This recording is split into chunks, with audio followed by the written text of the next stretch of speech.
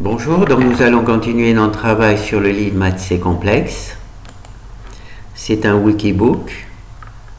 On est dans propriétés et applications, étude du code pour les experts, les vecteurs propres. Alors on a vu comment calculer les vecteurs propres pas à pas sur une matrice 3-3. Ça c'est la première vidéo. Dans la deuxième vidéo, nous avons calculé les vecteurs propres d'une matrice qui possédait deux valeurs propres sur une matrice 3-3. On a vu ça, comment faire ça pas à pas. Et maintenant, on va simplement faire la même chose sur une matrice 4-4, mais elle aura cette fois-ci trois valeurs propres identiques. D'accord ? Alors, je vous conseille de voir les deux vidéos précédentes, puisque là, je vais essayer d'aller un peu plus vite en tenant compte du fait que vous avez vu les calculs intermédiaires dans les vidéos précédentes. Donc là, c'est un peu une révision. Alors, on récupère le premier truc. Alors là, ce qu'on va faire, c'est vérifier les valeurs propres. Si on va vérifier qu'on a bien trois valeurs propres identiques.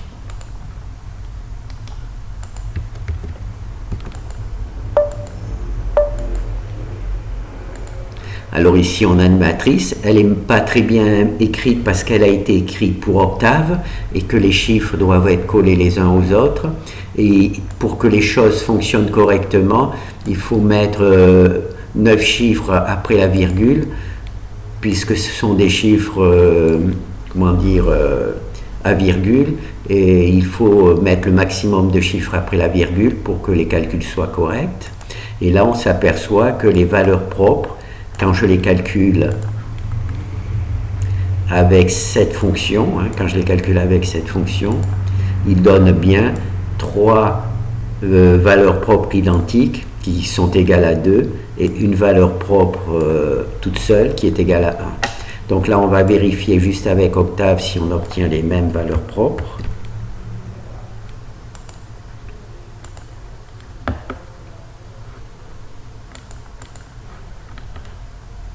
Voilà, on obtient bien les mêmes valeurs propres, trois valeurs propres identiques égales à 2 et une nulle.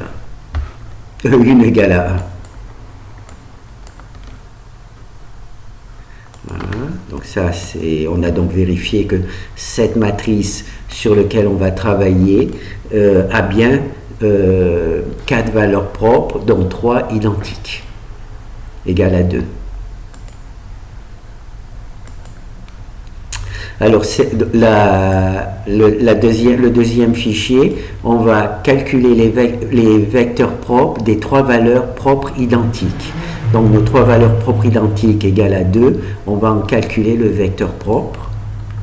Alors, comme je vous l'ai dit, ceci est la troisième vidéo. Donc là, je montre pas les calculs intermédiaires. Je montre directement... voilà.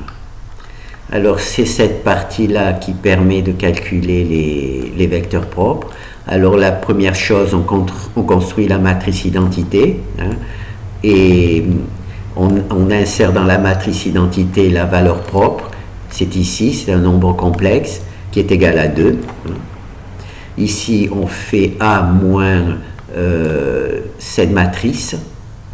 C'est l'algorithme pour calculer les vecteurs propres.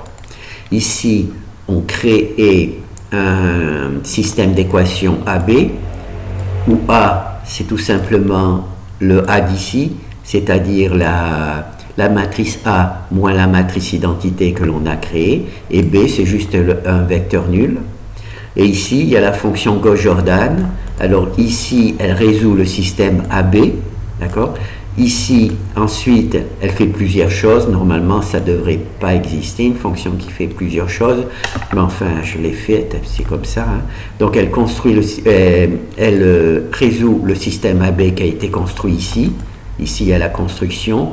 Qu'on copie grand A et petit b dans AB. AB, il est ici. Et grand A, c'est naturellement cette valeur-là. Et B, c'est un vecteur nul. Donc on a construit ici AB, cette fonction-là résout le système AB, il apparaît dans ce système, puisqu'on va travailler sur des variables libres, des lignes nulles. Ces lignes nulles vont permettre de construire les variables libres, et ici on a la solution du problème, c'est-à-dire B plus les vecteurs libres. D'accord? Et ces vecteurs libres sont tout simplement les vecteurs propres. D'accord? Alors au départ, ces vecteurs propres sont standards, on les copie dans V, alors on copie le premier, le deuxième et le troisième, puisqu'on se rappelle que l'on a 3 vecteurs libres. Et une fois qu'on a copié les vecteurs libres, dans V, on les normalise pour avoir, parce que les vecteurs propres doivent être normalisés. Là, ils ne sont pas normalisés, et donc ici, on les normalise. Donc là, on va lancer. Alors ici, on a notre matrice. Alors, c'est la forme octave. Alors, la matrice identité dont je vous ai parlé, on a multiplié la matrice identité par le vecteur, la valeur propre. Ici, c'est 2. Alors, 2, 2 et 2. Et on se rappelle, d'après les vidéos précédentes, que mon travail a besoin que l'on multiplie par un facteur les matrices de travail. Ici, c'est moins 1. Donc, 2 multiplié par moins 1, ça fait 0,2. 0,2, 0,2, 0,2. Et bien entendu, on multiplie aussi la matrice A par ce facteur, on multiplie toute la matrice A par ce facteur, d'accord, pour justement que mon travail fonctionne. Et naturellement, les valeurs propres travaillent à partir de la matrice qui a été factorisée par ce facteur. Donc c'est pour ça que tout est décalé de 10 moins 1. Ça, on l'a vu dans les vidéos précédentes. Donc là, on a notre matrice identité. On l'a soustrait à A. Hein, c'est la matrice. Donc ça nous donne cette matrice-là. Alors, comme je vous ai expliqué, on construit ensuite le système d'équation AB. Alors, A, c'est naturellement notre matrice précédente. C'est ici. B, c'est un vecteur nul, c'est le vecteur nul. Alors A, c'est notre matrice précédente, la soustraction de A moins la matrice identité. B, c'est le vecteur nul. Et V, ça va être les valeurs propres, les vecteurs propres. Alors ici, on a notre système. Alors notre système, il est déjà résolu. Dans les vidéos précédentes, je vous montre les calculs intermédiaires. Le système est résolu et on se retrouve avec 3 lignes nulles. 3 lignes nulles. 3 lignes nulles, ça veut dire qu'on va entrer 3 variables libres. Alors, une fois qu'on a notre système ici qui a été résolu, donc on s'aperçoit qu'il y a 3 lignes nulles, ça va nous permettre de créer 3 variables libres. Alors, le premier pivot, il est bon. Le deuxième pivot, il est nul. Donc, on va rajouter un pivot ici. Ça, c'est ici, on a notre système AB, juste ici. Hein. Ça, et la première colonne, hein, on reconnaît 0. Voilà. Alors, on va construire notre système pour calculer les variables libres. C'est ce système-là. Alors, ici, premier pivot, donc on ne fait rien. Là, le deuxième pivot, il est nul. Donc, on met un 1 pour mettre un pivot dans cette colonne. Pourquoi? Pour pouvoir éliminer cette valeur, il nous faut un pivot. Donc, on met un pivot ici, et comme on met un pivot ici, on rajoute une colonne. Alors ici, on rajoute une colonne, elle est ici, avec le 1 ici. On rajoute un pivot ici, et on rajoute un 1 ici. D'accord? Là, je triche un peu, parce que le système est déjà résolu, mais j'ai de la chance, il y a les valeurs. Donc là, on se retrouve avec aussi un pivot nul. Il nous faut éliminer cette valeur-là, donc il faut rajouter un 1. Le 1, il est ici. C'est dans le système avec variable libre, on met ici, et il faut rajouter ici une colonne. Et cette colonne, elle est ici, hein, et on voit, on rajoute en même temps un 1. On rajoute un 1 ici, et au même niveau, on rajoute un 1. D'accord? Donc là, je triche un peu parce que le système est déjà résolu, mais c'est pas grave. Et ah non, il n'est même pas résolu. Ah si, il est résolu. Oui, oui, il est résolu. Et ici, c'est le troisième pivot, il est nul. Hein? Donc pivot nul, premier pivot nul, qu'on a mis ici, on l'a transformé en 1. Deuxième pivot nul, que l'on a transformé à 1. Troisième pivot nul, hein? On l'a aussi ici transformé en 1. Et on a rajouté la troisième colonne. On a rajouté 1, 2, 3 colonnes pour les 1, 2, 3 pivots. D'accord? Et à chaque fois, on a mis un 1 au même niveau que le pivot. Voilà. On a mis un 1 au même niveau que le pivot. D'accord? Et ensuite, là, on résout le système. Donc là, le système était déjà résolu, et là aussi, le système est résolu. Et j'ai eu de la chance qu'en résolvant le système, on a conservé les 1 au bon endroit. Et là, on voit que cette valeur-là a disparu, cette valeur-là a disparu, cette valeur-là a disparu. Pourquoi elle a disparu? Parce qu'on a appliqué la fonction Gauss-Jordan qui a avec les bons pivots au bon endroit, et donc qui ont fait disparaître ces valeurs.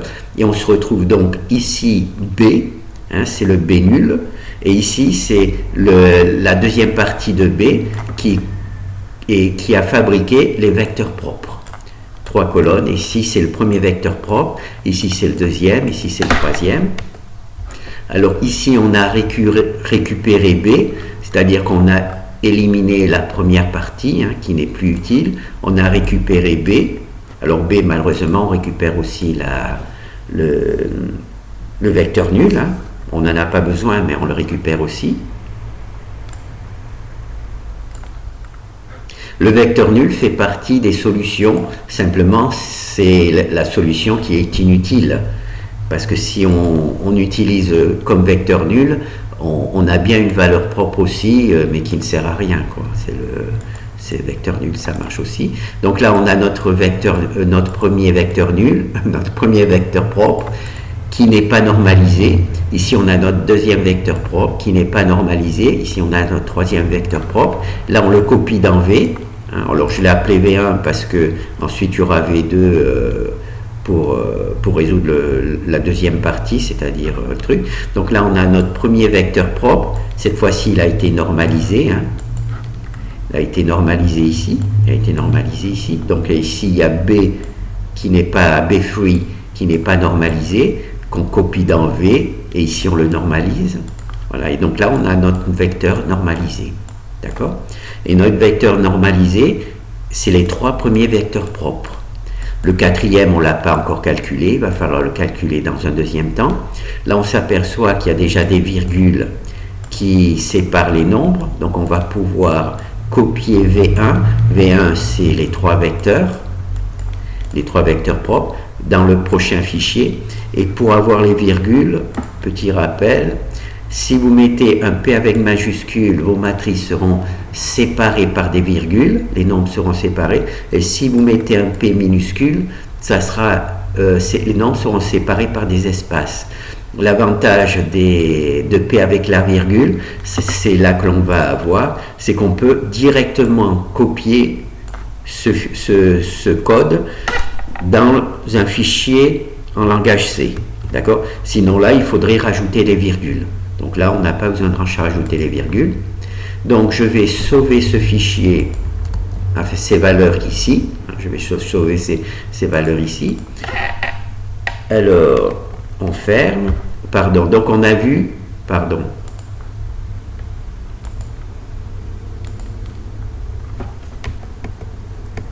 Voilà. Il nous demande de copier ce contenu dans le prochain fichier. D'accord? Là, bien entendu, on ne saute pas de ligne parce qu'il ne faut pas sauter de ligne puisqu'il faut le recopier dans quelle que soit la longueur de ce truc. Il ne faut pas aller à la ligne comme on a l'habitude ici quand il y a trop de trucs d'aller à la ligne, puisqu'on doit le copier dans un fichier. Et là, il n'y a pas de saut de ligne possible. Donc là, j'ai bien recopié, donc ça, c'est bon. je ferme, je récupère le prochain fichier. Alors, sauver les valeurs les vecteurs propres des trois valeurs propres identiques. Donc là, on a calculé les trois valeurs propres, les trois vecteurs propres pour les valeurs propres égales à 2. On va le sauver dans ce fichier. Donc là, comme je vous ai dit, c'est la troisième partie, c'est la troisième vidéo sur le sujet, donc je vais peut-être un peu vite si vous n'avez pas vu les vidéos précédentes. Donc là, je récupère le code que j'ai réussi à calculer. Donc il y est déjà, mais enfin, je le mets quand même. Voilà, donc là, je le recopie. Là, c'est le vecteur que je n'ai pas encore calculé. Donc c'est pour ça qu'ici, il y a marqué de ne pas compiler ce fichier. Je vais quand même le compiler. Naturellement, ça ne marche pas puisqu'il y a un code qui ne fait pas partie du langage C. Do not compile this file. Donc ici, nous avons donc mis notre truc. On l'a sauvé, donc tout va bien. On va utiliser ce fichier dans un quatrième temps quand on va avoir calculé le troisième, le dernier vecteur propre. Donc là, on va calculer ici le dernier vecteur propre. La valeur propre était égale à 1, je crois. Alors je vais garder ce fichier, je vais en ouvrir un autre. Voilà. Alors là, on va faire exactement le même travail qu'on a fait, simplement, cette fois-ci, on va faire exactement la même chose, créer la matrice identité dans laquelle on a multiplié toutes les valeurs diagonales par la valeur propre. Ici, c'est la première, c'est-à-dire celle qui est égale à 1. Ensuite, on fait A moins cette matrice identité. Hein. Cette matrice que l'on obtient A moins la matrice identité, on va la copier dans un système AB. Alors, système A, B c'est le vecteur nul, ça nous fait AB. Et là, on obtient Gauss-Jordan.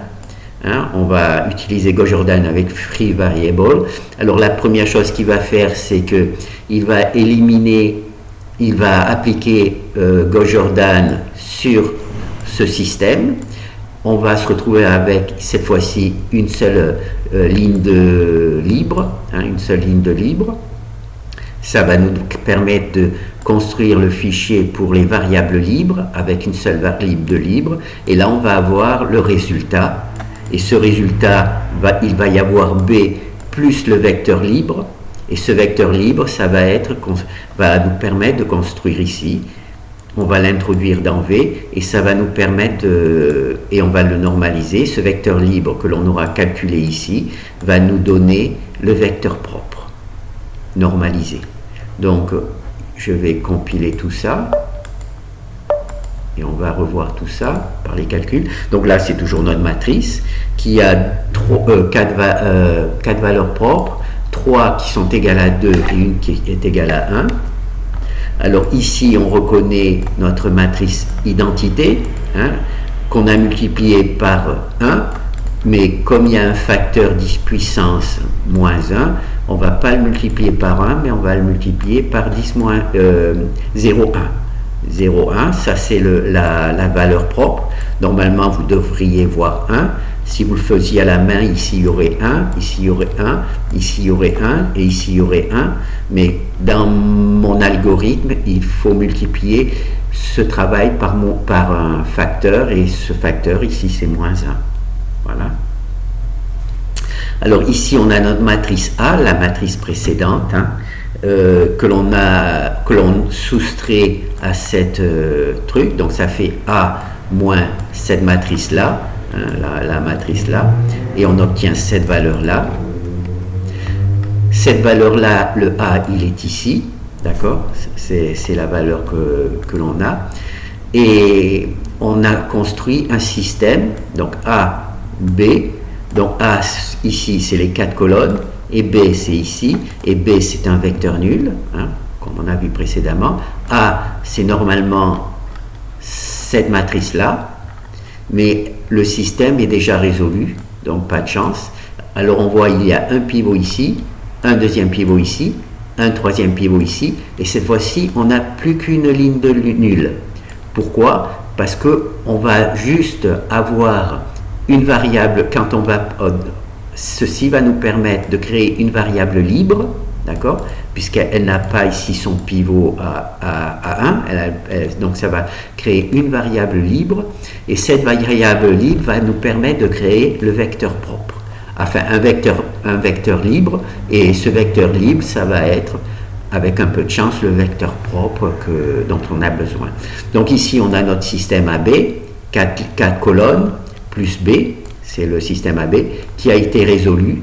Alors, on a bien un pivot, 2 pivots, 3 pivots, et le quatrième pivot n'y est pas. Donc, on va, comme il manque un pivot, on va créer un système AB libre. D'accord? Alors, pour les variables libres, on va créer un système AB pour les variables libres. Donc, on va récupérer notre système AB. Alors, A ici, B ici. Et le pivot qui est nul ici, qui nous manque, eh ben, on va le mettre à 1. Il est ici. Voilà. Pardon, le pivot qui nous manque, c'est pas ici. Le pivot qui nous manque, il est ici. Et moi, on va le mettre à 1. D'accord? On va le mettre à 1. Et pour créer un système pour les variables libres, quand on rajoute un pivot, parce qu'il n'existait pas, ce pivot va nous permettre d'éliminer toutes les valeurs qui sont au-dessus. Voilà. Donc le pivot ici qui n'existe pas, automatiquement on rajoute un pivot, il faut rajouter une colonne. Donc B qui était au départ avec une colonne, B se retrouve avec 2 colonnes. Le B nul, c'est-à-dire celui-là, plus la colonne pour la variable libre. Il n'y en a qu'une seule. Alors, quand on rajoute ici un pivot, normalement ici c'est un vecteur nul, hein, auquel on a rajouté ici une valeur 1. Voilà. Et ici, il n'est pas nul parce qu'on a résolu le système. Vous voyez? Là, il y a une valeur ici, là, elle est nulle. Là, il y a 2 valeurs ici. Là, elles sont nulles.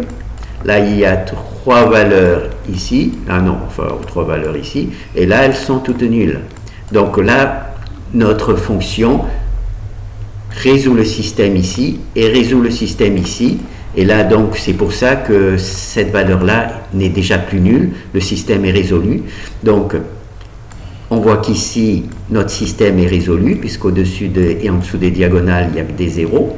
Ici, on a toujours notre vecteur nul qui est B, ça n'a pas changé. Et ici, on a un vecteur libre, le vecteur, on pourrait dire le vecteur libre. Et ce vecteur libre, en fait, représente le vecteur propre que l'on cherche. Alors, voilà. Ici, j'ai récupéré B. Cette fois-ci, B n'a plus que 2 colonnes. La colonne nulle et le vecteur libre. Voilà. Ici, B, c'est ici. Hein. A, les 4 colonnes. Et B, c'est ici. Alors que dans la partie précédente, B avait 1, 2, 3, 4 colonnes. Hein, 4 colonnes, puisqu'il y avait les 3 vecteurs libres plus B, et là il y en a 2 puisqu'il y a le vecteur libre ici qui va être le quatrième vecteur propre. Alors ici c'est le vecteur libre standard qu'on a calculé, et ici c'est sa variable, sa valeur quand il a été normalisé. Si vous normalisez ce vecteur, vous obtenez cette valeur là. Et cette valeur-là, c'est le quatrième, comment ça s'appelle? Le quatrième vecteur, celui qui nous manquait. Donc, copie ceci dans le next fichier. Donc là, on voit qu'il y a des virgules. Hein, vous vous rappelez, P majuscule permet de mettre des virgules entre les nombres. Si P minuscule, c'est juste des espaces. Voilà.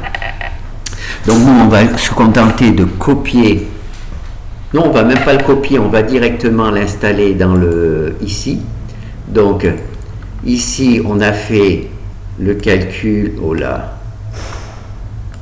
Ici, on a fait le calcul des 3 vecteurs propres, le premier, le deuxième, le troisième, c'était les 3 vecteurs propres pour les valeurs propres 2, et ici on vient de calculer le quatrième, alors on va juste le copier, hein. Naturellement je suis obligé de faire chiffre après chiffre, puisque il n'y a pas la possibilité de copier une colonne comme ça sans... Enfin, on ne peut pas copier une colonne, je veux dire comme ça, on ne peut pas copier une colonne comme ça, donc on est obligé de faire chiffre après chiffre. Voilà. Vous voyez, il y a toutes les virgules qu'il faut, c'est directement du code en langage C qui est créé. Bon, c'est un peu long, mais enfin, voilà. Et le troisième, enfin le quatrième chiffre. Vous voyez, il manque même la virgule pour le dernier truc. J'ai bien fait le travail, hein. Il n'y a pas de virgule au dernier truc, et là, il n'y a même pas la virgule non plus. Donc, là, c'est bon. On va donc fermer le fichier. Et maintenant, on a donc notre matrice A de départ, et on a calculé le vecteur V. Alors, d'habitude, c'est le code en langage C qui calcule le vecteur V, mais nous, dans notre cas particulier, comme il y a des variables identiques, des valeurs propres identiques, mon code n'est pas capable de le faire. Il n'est pas capable de le faire parce qu'il calcule un vecteur après l'autre. Et là, on a vu que quand il y a des variables propres, des valeurs propres identiques, il faut les récupérer en même temps. Et ça, je ne suis pas capable de le faire. Donc, je l'ai fait manuellement. Et maintenant, on va juste vérifier si on obtient bien le bon calcul. Alors là, j'ai fait une erreur. Voilà. Do not compile this file. Donc ça, cette fois-ci, on peut le compiler parce que le vecteur V a bien été mis complet. Voilà. Donc ça, je le supprime.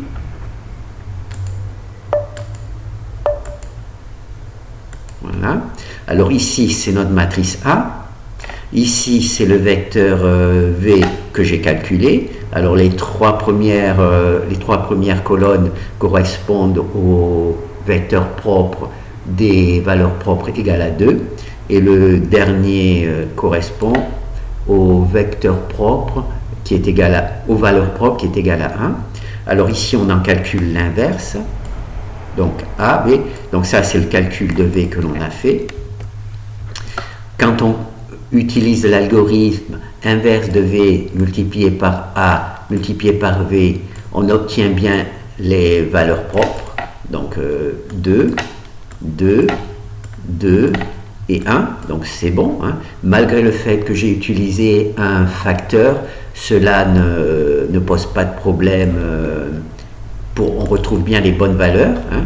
Le facteur dont je vous ai parlé précédemment est juste utile pour que les calculs se fassent correctement, hein, les calculs se fassent correctement, mais il n'influence pas le résultat. Enfin, il se neutralise en quelque sorte. Ici, on a A, donc c'est le A de départ, hein, et quand on multiplie V par les valeurs propres, hein, que l'on a calculé ici, multiplié par l'inverse de V, on retrouve bien A. On retrouve bien A. Voilà. On a bien les mêmes valeurs ici, truc et truc. Voilà. Et c'est bien les valeurs de A du départ, hein. Même si on a multiplié par A par un facteur pour le résoudre, une fois que l'on a les bons, on a les bonnes valeurs. Donc c'est ici. Donc ici on imprime A. Donc là il n'y a même plus, ah si, il y est toujours là le facteur, mais je pense qu'il n'est pas utilisé. Je vais le supprimer juste pour voir. Il n'est pas du tout utilisé. Une fois qu'on a fait les calculs, oui, il n'est pas du tout utilisé. Je l'ai juste mis parce que dans les autres fichiers, il y avait des facteurs, mais il n'est pas du tout utilisé. Et on obtient bien, dans les fichiers précédents, on a utilisé les facteurs parce qu'il y avait des calculs, mais ici, il n'y a plus de calculs. Donc on obtient bien A, on obtient bien les vecteurs propres, on obtient bien l'inverse du vecteur propre, on obtient bien les valeurs propres en utilisant l'inverse des vecteurs propres A et V, on retrouve bien A en utilisant V par les valeurs propres et l'inverse des valeurs propres, on obtient bien les mêmes valeurs. Voilà. Donc, travaux exécutés. Voilà.